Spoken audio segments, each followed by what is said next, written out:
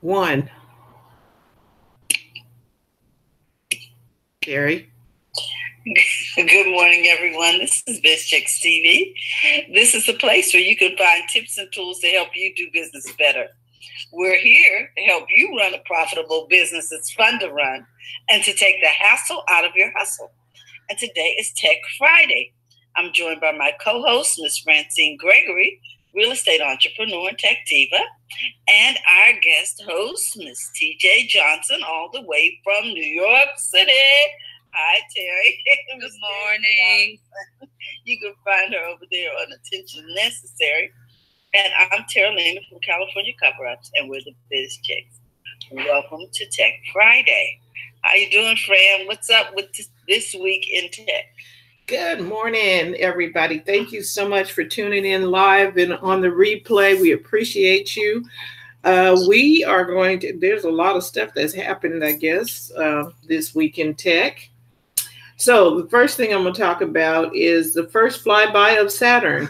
That's September 1st, 1977. Pioneer 11 becomes the first man-made object to fly by Saturn. Okay. And September 2nd, 1993, the world's first primitive web search engine is started, known as W3 Catalog, or the CUI www catalog. Oh, so that's where we get the three W's. Okay. It was started by Oscar Nierstrazitz at the Centre Universitaire d'Informatique, CUI, of the University of Geneva. This search site lasted for about 3 years before more modernized search engines began appearing. So W3 Catalog. That was the first search engine. September 3rd, 1995, eBay was founded. The online auction site eBay is launched as Auction Web by Pierre Omidyar.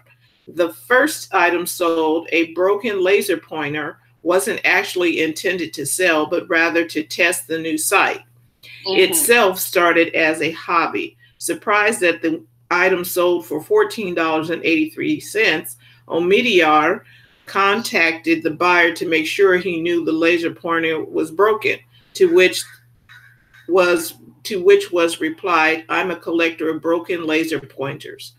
From that first $14.83, Omidyar is now worth billions of dollars. Whoa. Behind a broken laser pointer. I love that. Hey, whatever they want. Give the people what they want. September 4th, 1956, the IBM 350 disk storage unit Model 1 was announced, which was the first commercial storage unit to use magnetic disk storage, the technology behind hard drives. About the size of 2 refrigerators and weighing in at 1 ton, the 350 could store about 4 to 5 megabytes, depending on how it was calculated. That was a lot of equipment for a little bit. The 350 would be an integral part of the IBM RAM Mac 305 computer, which would be introduced 9 days later on September 13th. And this was September 4th, 1956, by the way. The RAM Mac 305 and 350 disk storage unit were designed to replace the punch card tub file system that was primary means of storing repeatedly accessed data. So see, you went from a whole room full of stuff to just a couple of refrigerators. Okay. Yeah, okay. September 4th, 1998, Google files for incorporation. Larry Page and Sergey Brin file incorporation papers for Google in California. Filing on a Friday, the date of official incorporation would be marked as Monday, September 7th. Starting out as a privately held company. Google would hold their IPO about 6 years later on August 19th, 2004. September 5th, 1980, the last IBM 7030 stretch mainframe in active use is decommissioned at Brigham Young University. The first stretch was delivered to the Los Alamos National Laboratory in 1961, giving the model almost 20 years of operational service. The stretch was famous for many things, but perhaps most notably, it was the first IBM computer to use transistors instead of vacuum tubes.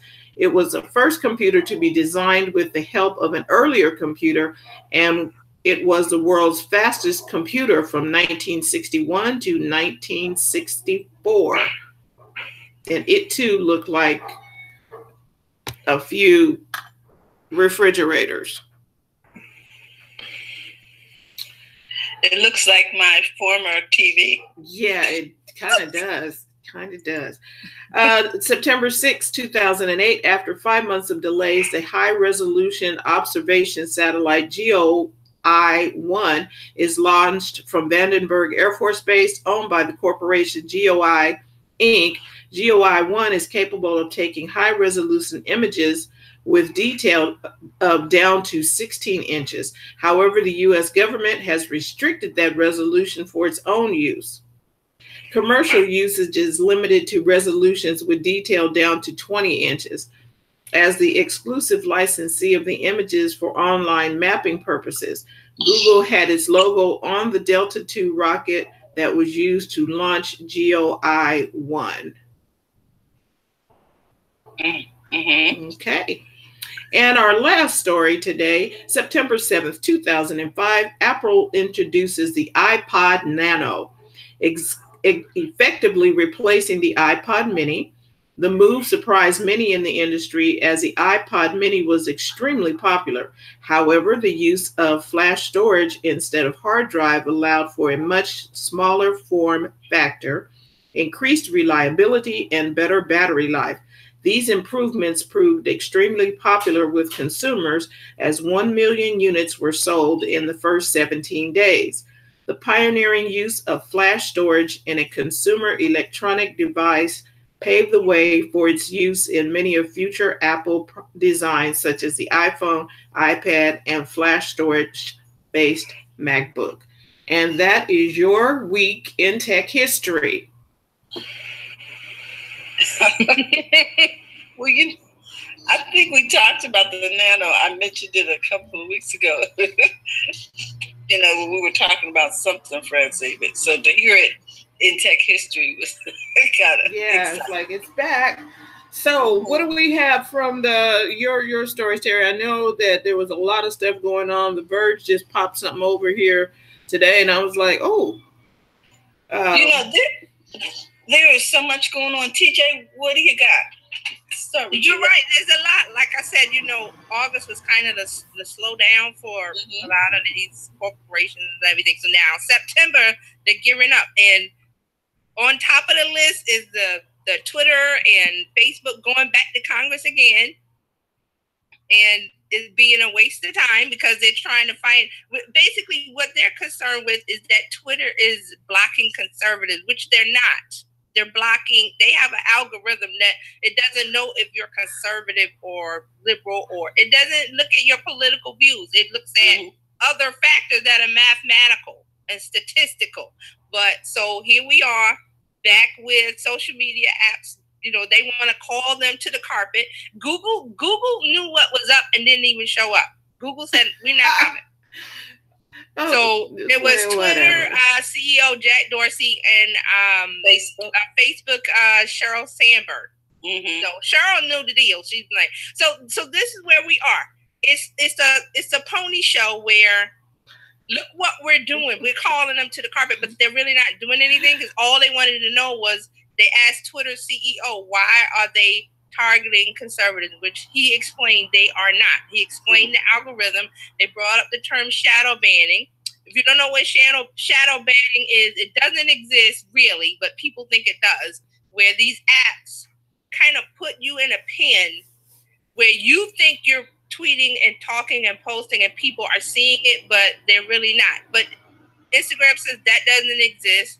Twitter is saying that doesn't exist, but people in Congress who know nothing, and I'm going to say it, they know nothing about tech, think that the shadow banning is going on. So that's what happened with Twitter. What can you do? People have their specific, what do you call them?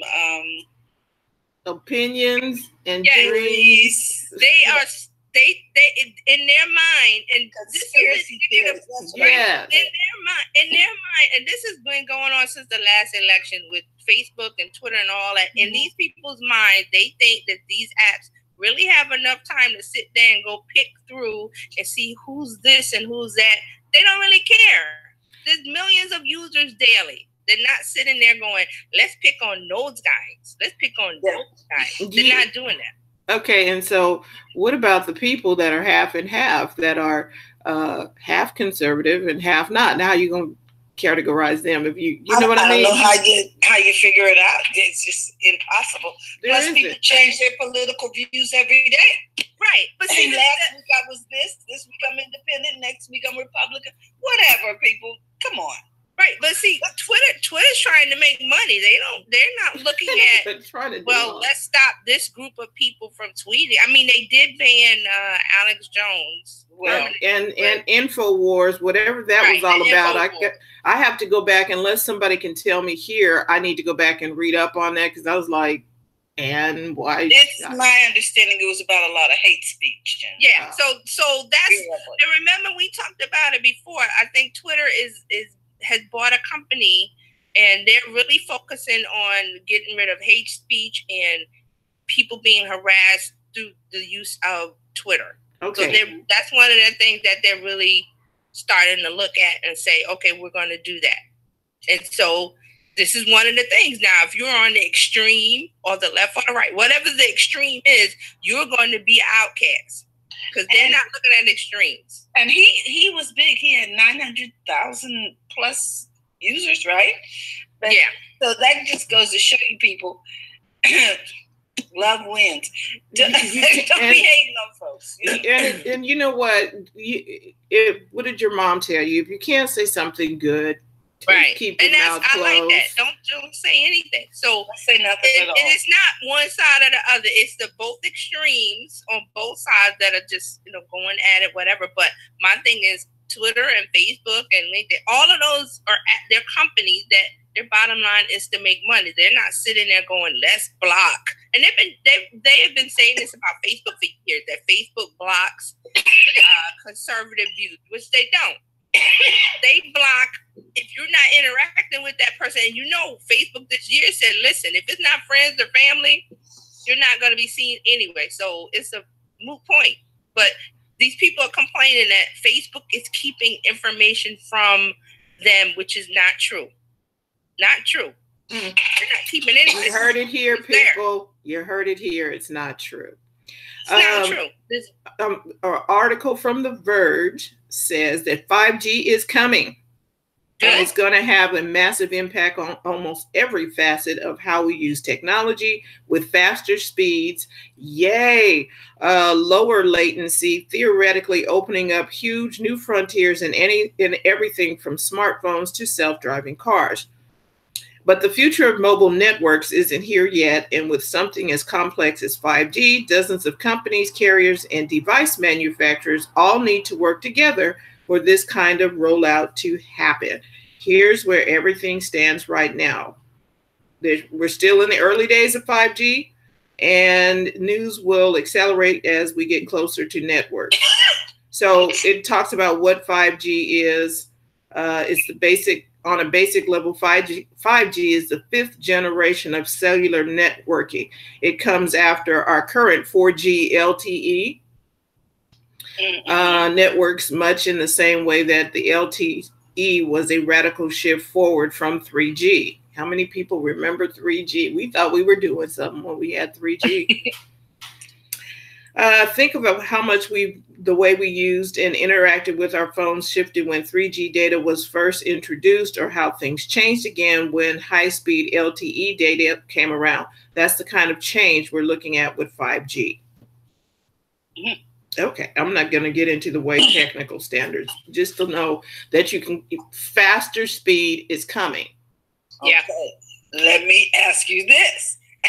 Since I don't know anything about this, other than I like the idea that my phone's going to work faster, I'm looking over here on the Verge, and it says Netflix and YouTube are most throttled mobile apps by U.S. carriers, a new study says. So, I know throttling means that they're sort of slowing it down, right? So this ties into net neutrality, because now the net neutrality rules are, there's no more rules. So, like I said, when we talked about this months ago, that ISPs were going to test and see how they can slow stuff down or make you pay more. So this is the beginning, folks. This is the beginning. So they slow down speed. So the movies are slower, or the access is slower. So that's what they're going to do, and then they're going to tell you, well, if you want it like it was before, here's our new here's our plan. Upgrade and pay $20 more, whatever the price is. Upgrade and pay more, and you'll get your Netflix back the way it was. You know what? I think that is really going to backfire. I really do. I think people would rather they learn from cable.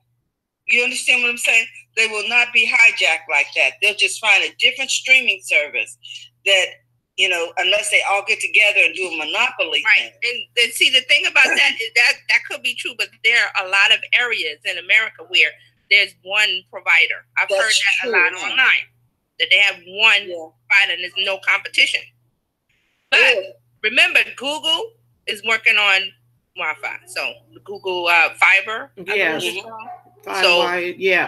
But that is, I don't think that's ready to roll out. And like I said, here in New York City, there's Wi-Fi. You just walk around and there's Wi-Fi in the parks. It's everywhere. So we're not hurting because it's a bigger city, but a smaller town who has one option. I see. I hadn't thought about that. Right. Yes. Yeah. There's a lot of rural areas and smaller places where. And I've heard people say that because they said, "Oh, my speed is so slow," and someone else said, "Well, go to the competitor," and they said, "Well, we don't have no competitor." Right. So that's a problem. So then now there are some companies like T-Mobile gives you Netflix, lets you stream. Yeah. Mm-hmm. And so it'll stream better on your Netflix. So it's not like you get on another carrier and it's like, oh my God, why is you can't watch the movie because it's buffering all the time. T-Mobile, I guess, has an agreement to let it flow faster on their network. Right. Same. You see, when we talked about net neutrality and people were confused about what it was and what was going to happen, because you could see what, how the cable companies operate with cable. There's tiered plans, and you get this and you get that. You get a faster speed when you pay more. Well, they were chomping at the bit to get to streaming like Netflix and all of that, because we've been having a great time with it. It's been working fast. People have been binge watching. Well, the ISPs and the wireless carriers, they've been sitting around going, we just waiting for this net neutrality for the FCC to do what they did, and they did. They did. And Xfinity, I just saw a commercial on Xfinity. They said you can stream Netflix on Xfinity. Xfinity is a cable company. Yeah. And the cable companies are they're a little late to the party, but they have made the shift so that you can stream now. DirecTV did it. They were still a little handcuffed, but they wanted to give you, hey, $30 a month and you can stream, but it still wasn't good when you can only be on one device and you got 6 people in the house. That did not make sense. So they are trying it. And I think Dish was the very first person to do it. Dish saw the handwriting on the wall a long time ago, and they came out with Sling. Totally different name and everything, where you can get live programming and streaming programming on demand or what have you, and you can pick and choose. Dish was the first person out the gate. They because their market share in the cable department was really low. Right.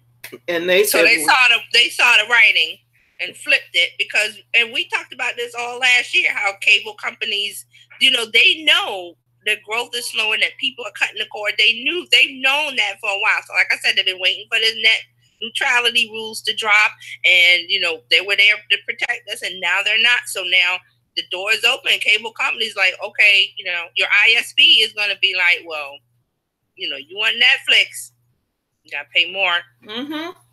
So you need to, handcuffs all kind of ways.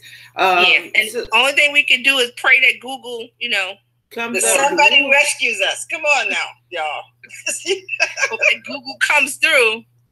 Yeah, because that whole thing is a little suspect. Yeah, so we're keeping our eye on it. So Terry, you're right. I read that story about I was just like, my goodness. At the beginning is starting. That whole. Well, we knew when we read, net neutrality. That's why I said it was something that Obama administration put in protect, and now it's gone. So, one thing we can do is wait and pray. Okay, so I'm just going through all these little tech news here. There is the Galaxy S10 with 5G is earlier this week. Whoever wrote this article heard that Samsung is considering making a 5G version of the Galaxy S10 next year, and it's going to cost a lot of money. Yeah. Samsung's current naming scheme for the Galaxy 10s series, blah, blah, blah, blah. It's already expected to cost well over $1,000. So here's what I would like to say about that. Everybody was complaining about Apple phone being $999 or whatever. And so we went to go help a lady buy a phone. And I'm looking at all of the phones that are worth anything buying, whether it's Android or Apple. Right. Everybody is $900. Yeah, the high-end phone. Yeah, every phone, every smartphone is going to cost. Has come up with a competitive model and asking that price. Yeah, so if you're thinking it's just if I'm paying that, I'm getting top of the line quality. You know what I mean? Yes. Right. I might as well go with the people who are tried and tested. Right. We asked you this about this. It says Walmart's new Spark delivery service is like an Uber-like platform for groceries. Did anybody read that article? I heard something about Spark, and I was going to look at it. Okay. What did it say? I can read you a little bit about it. Yeah, please. Walmart has partnered with delivery logistics company called Bring. I like that word. To help it improve and further build out its last mile delivery, primarily for groceries and household goods. They announced it yesterday. Let me skip down here. The program is Walmart's latest attempt to build out a more robust delivery network so it can get online orders delivered even faster to customers' homes. It's all part of Walmart's ongoing quest to better compete in a world where its rival, Amazon, is increasingly moving into offline retail. So Spark Delivery joins Walmart's existing grocery delivery service, which has been live in various markets in the U.S. and in various capacities since March. Remember we talked about that? The company has the goal of offering delivery in 100 metro areas, covering 40% of U.S. households by the end of the year. I'm sure they want to get this done before Christmas, right? Walmart currently offers its grocery delivery service, which costs $9.95 per order, with a minimum shopping cart of $30 in nearly 50 markets, and it uses tens of thousands of contract workers and existing employees to help get orders delivered to homes. So they're trying to compete with Amazon, Walmart, yes. And it says it also partnered with, are you ready for this? Uber, Lyft, Postmates, DoorDash, and even Alphabet's self-driving Waymo division to help it cover more challenging and hard-to-reach markets. Walmart has also ended its deals with Uber and Lyft in May, but it added Atlanta via DoorDash in April and Southern California via Postmates in July. Sparks Delivery, on the one hand, will involve Walmart using Bring's technology to manage all the back stuff.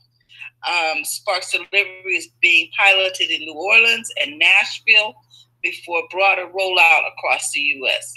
Okay. So they appear to be doing everything they can to catch up. Amazon has launched a Whole Foods specific free grocery delivery service for Prime members, which recently expanded to parts of New York City and Florida in July. Considering delivery startups like Instacart and in-house services for chains like Safeway, it's safe to say that the grocery delivery wars are only going to continue to heat up. Yeah, and see, the thing is, everybody is saying we can get it to you in 2 hours or less.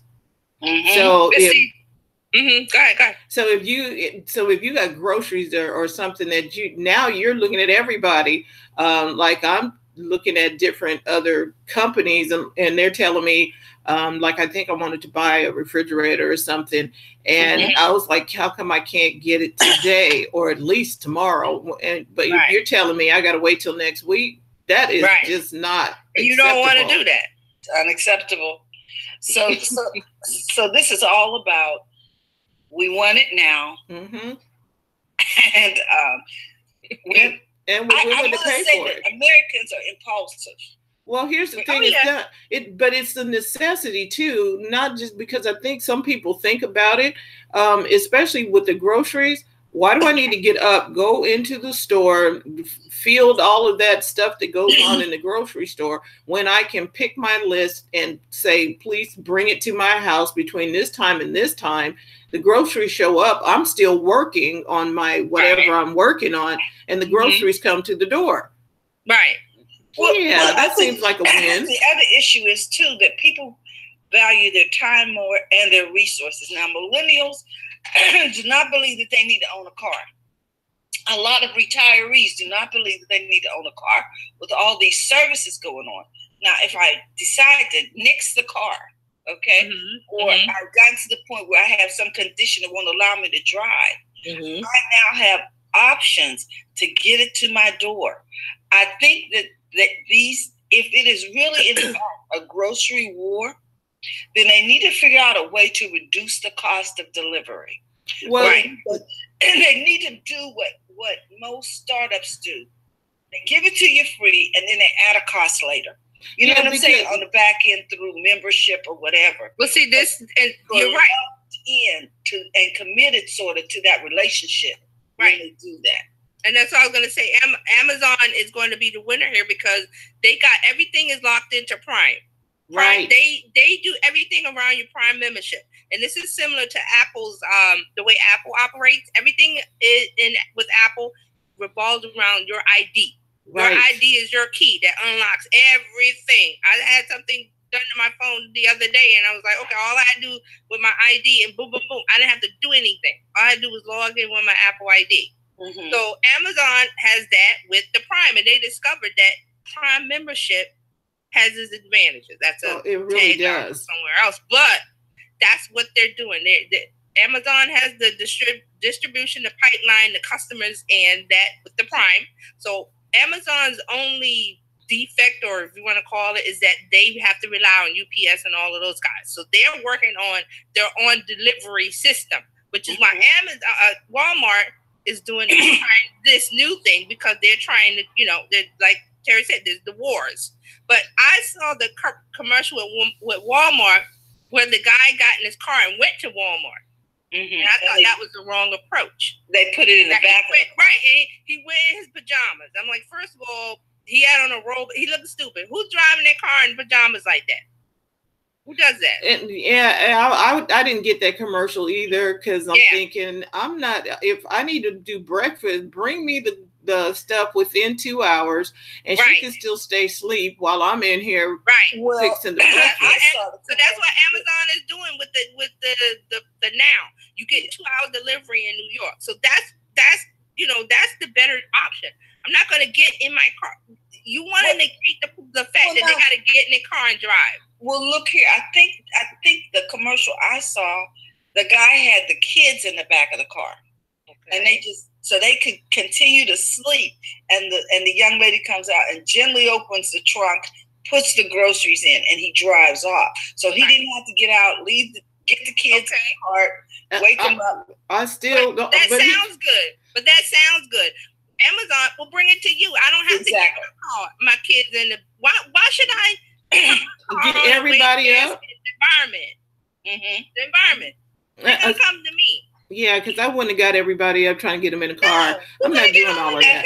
And I don't know whether they were coming from home or daycare or what the deal is. Well, he was in his pajamas, so he was in his robe and pajamas. Better presentation and slippers. So they're saying if you want to come to the store, I still am not driving through traffic to get to the store. And the grocery store that's here, I'm not on. I didn't use Prime. Our local grocery store will deliver in 2 hours. There you go. And it's still delivered to you. Yes, and it's what, $5? Okay, I can pay $5 I'll pay the $5. It's like paying $3 for the pizza. Well, the deal is this. Like I was talking about how the millennials and people who are in transition tend to think, why should I go buy another vehicle? Right. And I'm getting to a point where I may not even be able to drive that vehicle, or it's a hassle to drive that vehicle, or parking has gotten really stupid in terms of the cost. Yeah. So now I can access these services, like you said, and have it come directly to my doorstep. It just makes sense. Now I'm not in the car risking an accident. Yes. I'm not paying for car insurance. Yes. I don't have a car payment. And if I want to really use a car, I just rent a car. I know a lot of retirees decide they're going to run all their errands on the weekend and they rent a car. Now they don't even have to rent the car because it'll come to the door.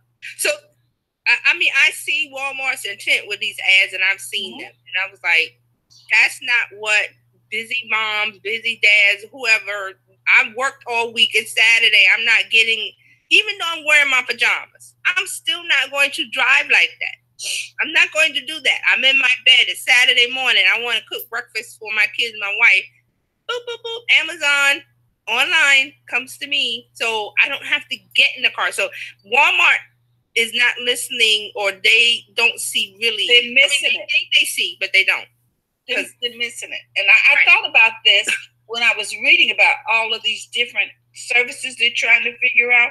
They need a different focus group. Or they need another person at the helm that will see, because there are some people who stuck in their own little environment. And imitating something that is already gone. Obsolete. Right. Oh, wait. Yes. Are they still trying to play with that computer that has 2 refrigerators? Yes. And I read something about this guy's doing these e-skates. Did you see that? No. He's got these e-skates, and they have one wheel, and they're like basically hoverboards for your. Oh, okay. Okay.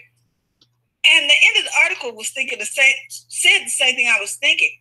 People are so past hoverboards. What? We're using scooters, and we're dropping them off at every corner. We don't even own them. It's a quarter. They're just dropping them where they're not even waiting for the corner. They're just dropping them wherever. I mean, really. So now I'm just saying. So now I'm gonna break a couple of ankles trying to figure out how to do this on one wheel on each foot when I could just pick up a scooter and be there. And they only go 7.5 miles an hour or something. It's like, okay. Okay, because we have the bicycle where you can actually sit down and it gives you up to 20 miles an hour on the thing. So what? It's just, after the fact, so sometimes we think we have the right model, but we may be imitating something that is obsolete. And now people are so used to that, like, you got to up the game. And this is why a lot of, businesses that we talk with digital marketing and stuff, that they are afraid to talk to the customer, to see what the customer really wants, because they are afraid that the customer's going to say something bad about the corporation. Well, that's not your focus. You should welcome all feedback, even if it's negative, because that means you got an area to work on. It's an opportunity to improve. When I was a trainer, we handed out the what do you call those things? Evaluations. Mm-hmm. I would use those evaluations to see where can I improve this. Yes.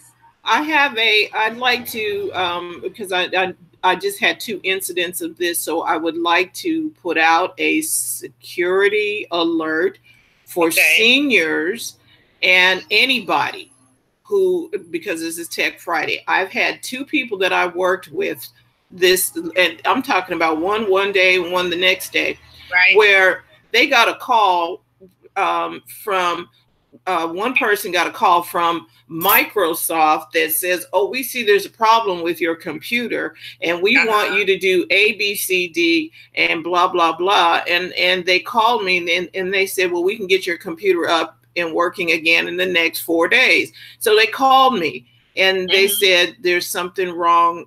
And they said, my computer is wrong. I was like, who said what? Because, you know, why is Microsoft calling? 1, Microsoft will not call you. They will not call you. AOL will not call you. Apple will not call you. Apple is not going to call you unless they're busy. They're not going to call you. Unless you've initiated a call to them, yes. They are not calling you. So that's the first thing I want you all to understand. Out the blue. They're not going to call you. They're not calling you. The IRS is not going to call you. Thank you. Mm-hmm. Okay. Mm-hmm. So AOL, and one person got a call from Microsoft. The other person was contacted apparently by AOL. And I said, let me just go in here and find out what's going on. So I put a call back in. They gave them a number to call to fix the problem. So I called the number. 1-844 numbers are not normally used for that reason, and I'm like, something is wrong with this. So I called, and they were given the name Peter Smith, and I called, and I said, can I talk to Peter Smith? And the person said, you know, they kind of like, well, who's calling and why? And I'm like, I need to talk to Peter Smith. Well, actually, I'm Peter Smith. I was like, okay, y'all wrong. And you're lying. Because if you were Peter Smith, you would have said, I'm Peter Smith from the get-go. Yes. And what you hiding from, Peter? Okay, so I knew, and you know, and they were very, I'm going to tell you this, they were very insistent. I said, well, somebody called my mom about her computer and just wanted to find out who this was and if they were legit. Are you calling for Microsoft? Yes, I'm calling for Microsoft. And so who is your mom? I'm not telling you that. Well, and they were insistent. And I said, we don't need anything else. Thank you. And I hung up. Yeah, bye. Then they called me back from some other numbers and kept calling me and kept calling me and kept calling me. Damn. Well, we know that you don't want anything from us, but we need information from you. I was like, no. Oh, heck no. You're not going to get it. You can need all you want. I was like, no. Now, see, I know what I'm doing, but if a person, other people don't. That would have been intimidating, and they're telling you that your computer is broken, and that it, you know, if you don't call us, and we won't work. And it's a scam to separate people who, you know, have limited knowledge of this, to separate them from their money. It was because we have a plan that you can get on. I was like, no, and thank God the people were like, no, that's okay. Both of them called me. Okay, good. So and I was that's like, good to know. I was like, and then the other person, they told me my computer is broken and blah, blah, blah, and that I'd have my email back. And I'm like, you got an email from them, so there's nothing wrong with your email. And I said, no, that's a scam. Yeah, so they prey on, you know, the panic. They press the panic button on, you know, older people or people with limited knowledge of technology. And that's how they do. They prey on people. But you have to remember, if you're not sure, ask somebody who knows more than you. Correct. Call us. Could be a kid, a coworker, a family member, anybody. Text us or call us. Put something in the chat. Hey, something, and don't sign. Don't sign up for anything. Don't pay for anything. Don't say yes to anything. No. Then I called AOL. I went on my phone and I got AOL's customer service number, which did not start with 844. And so I called them. I said, "Is this your number?" They said, "No, I gave them the phone number." He said, "Nope, that's none of our numbers." I said, "Okay, thank you." Right. And see, this ties into another story I saw this week where this college student was scammed out of like $3,000 because she's a college student looking for extra, a side gig, extra money. So she somehow found this thing that it was a company called PepsiCo that would pay her to wrap her car to advertise Mountain Dew. Okay. So they said, okay, go into the agreement. They sent an agreement. So we're going to send you a check for $4,000 something, whatever, and you deposit it. Now, here's the part where everything sounds great, but when they ask you to withdraw money from when the check clears and put it into another account, that's a scam. That's a check scam. So she got scammed. The bank said, okay, you owe this money, and she was in a bind. She had to ask her parents for the money. And so the purpose of her, trying to get extra money to help with college costs, now she's another $3,000 in the hole. So they said these check scams are becoming more and more prevalent. But you see how they got her. They said, oh, you're looking for some extra money. We at PepsiCo, because there is a Pepsi-Cola that makes soda. But this letter just said, oh, we're PepsiCo. First of all, if they say they're PepsiCo or Apple or whoever, call them up. Like Fran said, call them up and let them know. But she, so eager to, make money, which is okay. She needed some extra money for college. They said, oh, you can wrap, how you wrap your car in an ad. All she had to do was deposit the check. Yeah, and some of that is legitimate. Yeah, and $4,000. But here's the part. Whenever they ask you, and they give you a check and they say deposit it and give us half back or whatever the amount is, don't do it. Because see, now the bank says that check was bum, it wasn't good, and she owed $3,000 something. She got to pay it. Not everybody has your best interest at heart. So you have to be mindful digitally. You got to be digitally diligent. You cannot just don't do it. And this has been it doesn't have to be with this. It's been a lot of things. Any kind of thing. You won the lottery. You won this. You got that. You can get this. They send you a check. It sounds good.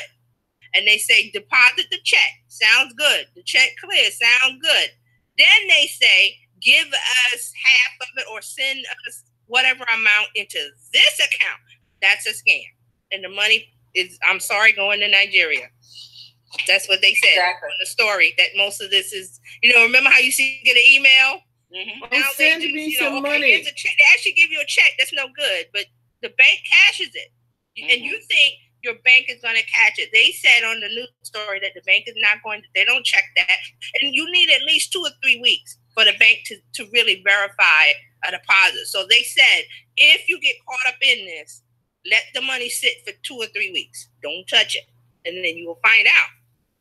But most of the time, 9 times out of 10, it's going to be a scam because they're going to ask you to deposit money into another account. And so here's the thing. Don't be desperate for money. That is the main thing. You're going to have to withhold on that. Don't be so, I got to have this. No. Because especially if people are contacting you on the internet and, hey, we have this. Now, how did you get my email? 1, and 2, I don't know you, you don't know me, but all of a sudden you have money, especially for me. Don't let an inner drive or a need dictate your doings online. Right, and this young girl had a legitimate need, and then I want to say that the people like her that want, you need some money. Gary Vaynerchuk, if you go to Gary Vaynerchuk's YouTube, watch some of his, I'm not sure the title, but he talks about flipping. Yes. It's a legitimate thing. He does this. He's 100 million, whatever. He goes to New Jersey. He said he was going to go tomorrow. He goes Saturdays and Sundays, yard sales, looks at stuff, sees what's good, buys it for $1 or whatever on the pennies, and then he goes to eBay and looks it up and sees how much it's going for, and he puts it on eBay and he makes money. That's called flipping. You can do it with garage sales. They do it with sneakers. He said if you can't buy anything, people give away stuff for free, especially in New York City. They have a whole list of, people giving away stuff. All you got to do is come and get it, like a couch or a table or whatever. He says, get over the embarrassment of, okay, how am I, I'm going to get this thing for free. You're going to get a couch for free. And a guy on his Instagram even did a video saying, Gary, I listened to you. I went and got this couch for free and made like $200 because the couch was free. He sold it. It was in good condition. The person didn't want it. Mm-hmm. So that's what you do. You look into flipping. Yeah, because a lot of times people just want it out of their house. Yes, and it's worth something to someone else. And it's worth it to the individual to get it removed, taken down 4 flights of stairs for free. Right. Right. and so that's what you do. Look into flipping. If you need, I need a couple, $50. Look into something. He says even go to the dollar store and buy stuff and flip, but it has to be of worth. It has to be of value. Correct. There's no reason. See, everything you do is going to require some work. See, getting your car wrapped without you doing anything did not require any work. That's the key. Yes, that was there's 2 parts of this scam. It's something because you want to get money for nothing, which you cannot do.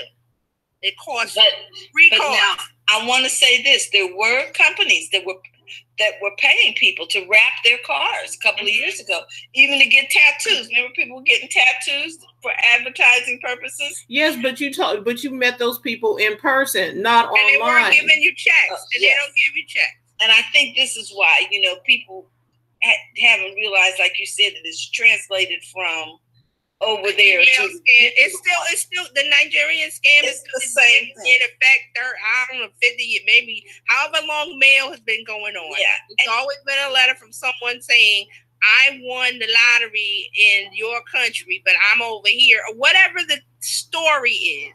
I need friend is in trouble. I need you to deposit this check and we will split the difference. That's the deal. Yeah.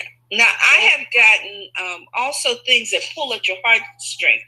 I'm on vacation, girl, and my credit cards are no good, and call me because I need to get this straightened out. Can you send me, are you ready for this? $25, $50, just so I can make the necessary calls. So they're not, you know what I'm saying? Yeah, but that adds up if they get 1,000 people. Exactly. So, I'm calling my friend, like, for real. Like, I'm looking at your Instagram and your Facebook. It looks like you at home, girl. You need to call these. You know what I'm saying? Exactly. So that's the deal. And this with any of these scams and stories, because there's even ones for the grandparents with the go and get the gift cards because your kid is in trouble. That's a scam. Before you run out of panic because this is your grandchild or this is somebody you love, call the person. Pull at your heartstrings. Call the person. Call the parent. Say, I got a call from little Timmy. They say they got no, and the parent would be like, what? Timmy's over there playing games or whatever. So calm down and call somebody, ask somebody first. Stay calm and investigate. Stay calm and investigate. I love it. Stay calm and investigate. Yeah, there's please. All the scams all over. Because it's, we have internet now, we have social media, it's easy to do. It's so easy to do. And like you said, they've got the story with the homeless veteran that the girl got the 20 from him, and then they did the GoFundMe at $400,000. Now they don't want to give it up. The money GoFundMe gave him the whole $400,000, but now they've gone after the couple because they've gone to. They bought a BMW, they went to Vegas, they went here, they went there. And so you have to be careful when you give your money out, people. I mean, I know it's a good cause, but investigate. This stuff has been going on for years. Scams have been going on. And with every new technology, there's going to be somebody trying to take advantage of the system and try and get you. Yes. You must be diligent. Right. Yeah, be diligent, investigate, call somebody. And don't think, oh, well, I feel stupid for calling. No, I'm be like, I call my friend, Kay, I got an email saying you did this or something about your granddaughter, what? And she would be like, what? And that's the end of that. And I would just laugh, like, bye. But don't immediately jump to the, because they push the panic button with you. That's the investigators said on the news article, the news. Now, and something's wrong when they ask you to send it in a gift card. Yes. Or just say, go out and get a gift card, and there's a limit on gift cards. So they tell you, I think one story, the lady had to go buy 11 $100 gift cards. That sounds crazy, people. It's something wrong, and you really need to pay attention to that. Yeah, or call us before you do it. Send a message. Anybody. Go to Twitter, go to Facebook, and ask them. Ask the strangers on Twitter. They'll tell you in a minute. I got this thing. Is it real? Man, you'll get so many responses. And before you accept people as friends, could you go look over there and see if it is a legitimate account? Just because it has their picture on it doesn't mean someone hasn't snagged their picture and set up a that's true too. Account. There's no family pictures. There's nothing going on the account. Please. Right. And see, that's why I love Facebook, because when you get a friend request, it will say this friend is friends with your other friends. Yeah. So and then I'll look at the friends and go, okay, yes. But if it says, oh, well, no mutual friends, no. And then what I did was I was taking a step further. I will look over there, and I'm like, some of my other friends did not kind of read their profile. And I'm like, okay, just because y'all were friends, these people have nothing in the way of, there's no information whatsoever on their profile. Exactly. I was like, take it a step further, look, because the tools are there. So yeah, let's use some common sense about what mail we're willing to receive.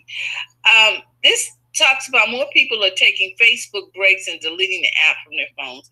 There's a little article over here on The Verge, and I just think it's because they've hauled all these companies up in front of Congress, and people are concerned. But people, you know what? Do your homework.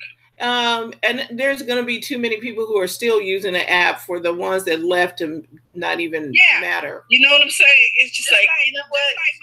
Just like with this Nike and Colin Kaepernick story, where they're going to take down a $127 billion brand. No, what this is that Nike has a specific, I don't want to say mentor. They have a mission statement that they had from the get-go, the founder, Phil Knight. Right. Okay? So they know the mood, the temperature of the people that follow their brand. And they knew that this is going to be something that they cared about. Now, the people that are burning things and stuff like that, those are not brand enthusiasts. They don't buy into the brand Nike. They just bought a pair of Nike sneakers. And Nike is saying that's okay. We can shake those people off, because they weren't invested in our brand. Like other people are invested in Nike brand from the get-go. Look at the Jordan sneaker. Jordan hasn't played in years. Best-selling sneaker. Okay?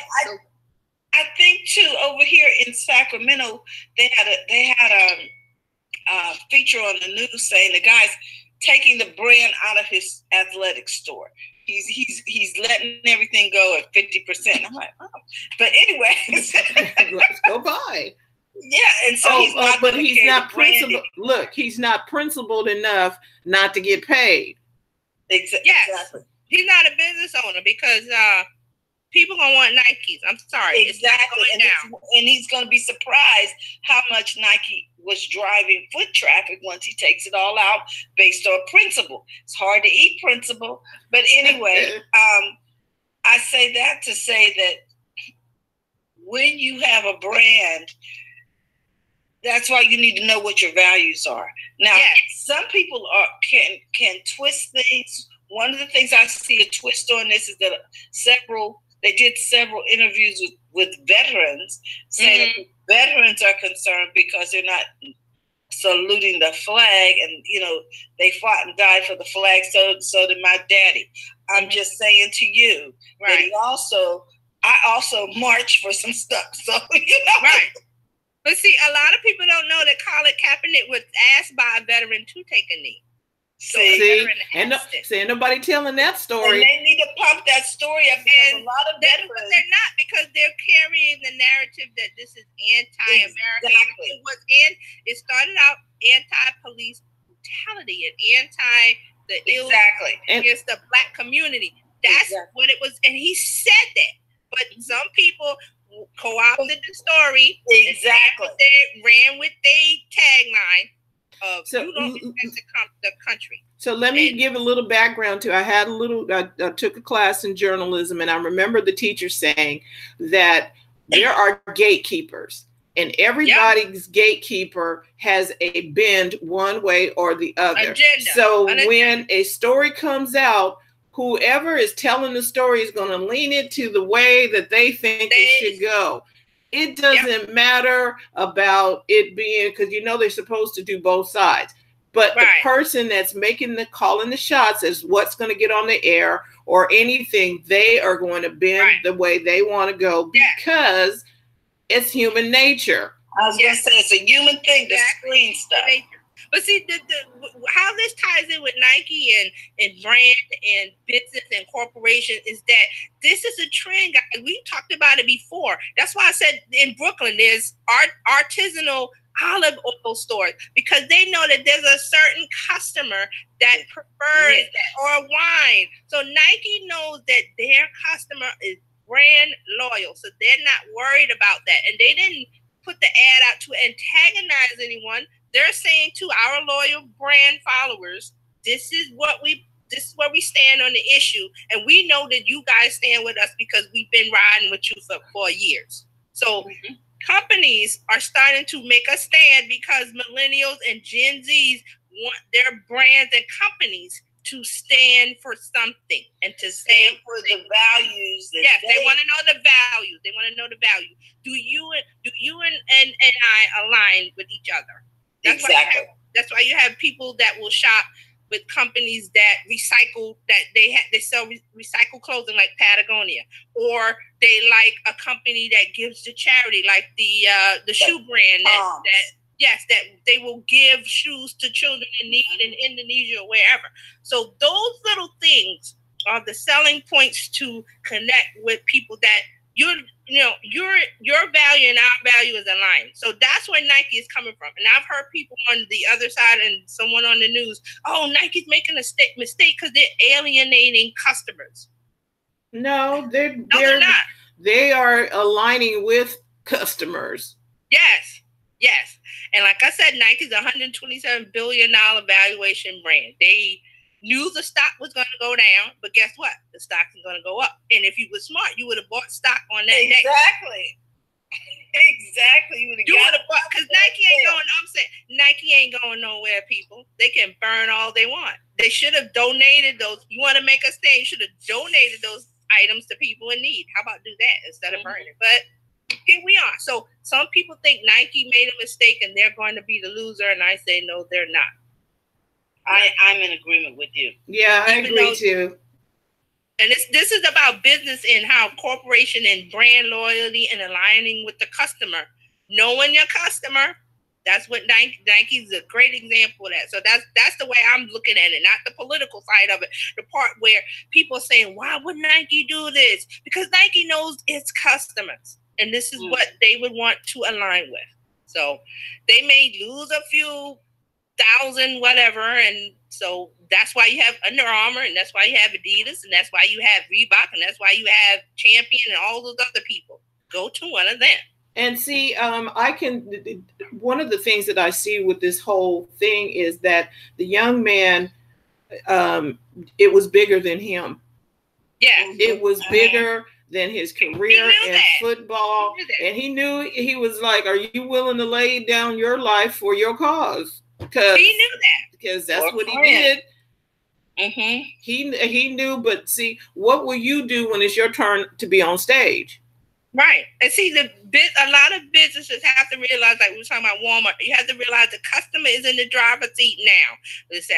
And this comes with social media and the use of internet and smartphones. People have a voice, and they're going to give their voice and opinion about your company and the products and the value you stand for, and they're going to vote with their dollars. And this is what is making a lot of companies, larger corporations, shaking in their boots, because they never gave control over to the customer. They control the brand message, the marketing. But now that's not true anymore. So you have to adapt, or you will die. As Toys R Us. Okay. And who would have thought that they would go under as big as they are? Well, because see, the people who powered it, the people who were in charge, just like at Kodak. Do you know that Kodak came out with the first digital camera? Yeah. I was like, they did. But the people that the people who were over the guy who created it, we're never gonna need it, and they poo-pooed his idea. Mm-hmm. So you see, a big brand like that, a big company can die if the people that are involved with the leadership of it don't look at what's going on in the outside world. That's what I was saying with Walmart and their ad. They should have done something better than that. But you have to be in touch with the outside people. It's like when you say when you're the king of a country and you stay in your castle and you don't talk to the people out there and find out what they need and what they, what's going on with them, you're gonna be looking downstairs and there's gonna be fire and stuff. Yeah, everybody at the gates. And fire and and it's happening. It'll be that day before you know it, girl. Have mercy. So with that, let them eat cake. Let them eat cake while you're on the way to the guillotine. I noticed that Krispy Kreme today is Friday, and they have a chocolate-covered glazed donut or some crap that they only do every first Friday or something. Oh, okay. Anyway, they're doing something. They're trying to get somebody back in the store. I do remember when there were when it first came over here in Sacramento, everybody was lining up and there was Krispy Kremes and people were screaming. I'm like, what is this? They were screaming Krispy Kremes. They expanded too fast, so. Yeah, and I'm like, yeah. And California is known as healthy. Yes. So they should have known that California would they market. That wasn't gonna last. Because it was like, we got farm to fork everything, and y'all bringing in donuts. See, one thing I'll say about Krispy Kreme, there's still a brand where they started, which is in the South. So they'll always be king in the South. It's just, I think they expanded too fast. So here's the thing: you might need to stay where your people are. Stay in your lane. Stay in the neighborhood where the people get you. Bring in donuts to California was maybe not a smart idea. They should have been healthy donuts, granola donuts. That's the thing. You have to have this and an option. Right. They should have had a healthy donut, and really, they should have, but they didn't. And they still have the opportunity to go there. Because I think we still have. Do we still have one here in Sacramento? I think we still have one. Just came back. I'll give you the secret of why the Krispy Kreme donut tastes so good, or the people they like dip it in grease. It's cooked in lard. Yes, they dip it in grease. It is full of grease. Down south. Because that's why all the food from the southern states tastes good. Everything is cooked in grease. They use lard. Crisco. And I just wanted to say we're not working as hard as we used to. Lard doesn't work in California. You can't burn it off like you used to. So that's the secret. They and all that sugar too. That helps. Oh, you mean the glaze? The glaze. Dunkin' Donuts does. They do glaze and stuff, but their donuts taste differently. It's because they don't use lard. See, they use vegetable oil instead of oil. Yes, but it's lard. So I'm just saying that's why. All right, ladies, this is the top of the hour. Just want to say thank you, everybody. This is what we do on Friday. We talk tech and we talk things that'll help you. The one thing we want to that we want you to take away is don't be very diligent about your digital life. Yes. Ask some questions. Just don't go for the okie doke. If something don't seem right, it's probably not right.